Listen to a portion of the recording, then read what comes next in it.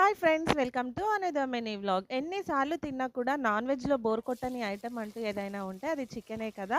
Different ప్లేసెస్‌లో, different స్టైల్స్‌లో చికెన్‌ని చేస్తూ ఉంటారు. ఇప్పుడైతే నేను నా స్టైల్‌లో చికెన్ చేసి చూపించబోతున్నాను. నచ్చితే కామెంట్ చేసి చెప్పండి. స్టవ్ మీద పాన్ పెట్టి తగినంత ఆయిల్ వేసి, ఆ తర్వాత ఉల్లిగడ్డ, పచ్చిమిర్చి, పుదీనా, కొత్తిమీర ఇవన్నీ వేసుకోవాలి.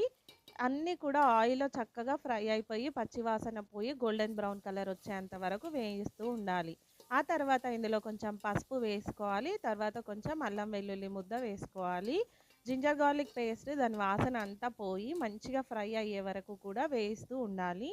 చూసారు కదా! మంచిగా యెల్లోయిష్ కలర్‌లో భలే కనిపిస్తుంది. చికెన్ అయితే ఇక నేను క్లీన్ చేస్తున్నాను.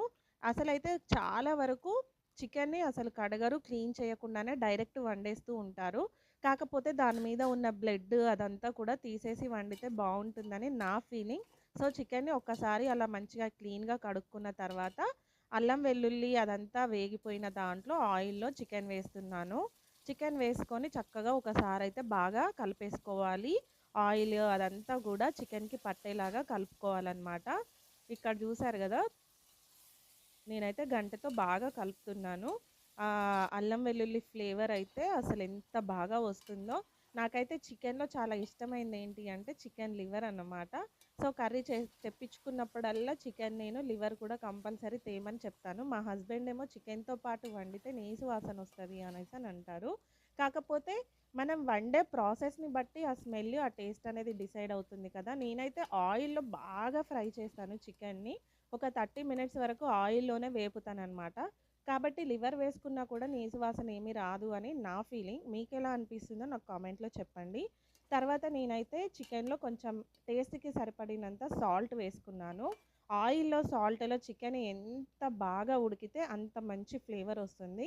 ఆ తర్వాత ఒక 2 చిన్న చిన్న సైజ్ టొమాటోస్ కట్ చేసుకొని వేసుకున్నాను. టొమాటోస్ కూడా బాగా మెత్తగా ఉడికిపోవాలనమాట.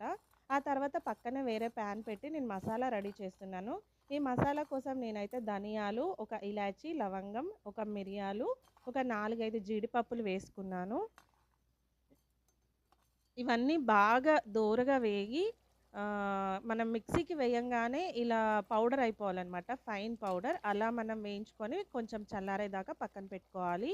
ఇక్కడైతే టొమాటో ఉడికిన తర్వాత నేను చికెన్‌లో కొద్దిగా కారం వేశాను. తర్వాత ఎసరుకు సరిపడేంత ఒక హాఫ్ గ్లాస్ వాటర్ గూడా పోసుకున్నాను. తర్వాత లాస్ట్ ఫైనల్ టచప్ ఏంటి అంటే మనం ఇందాక చేసుకున్న ఫైన్ పౌడర్ మసాలా ఇందులో వేసేసుకోవాలి. అంతే అండి. ఎంతో tasty Telangana style chicken ready అయిపోయింది. తిని మీరెలా ఉందో చెప్పండి. Thank you for watching.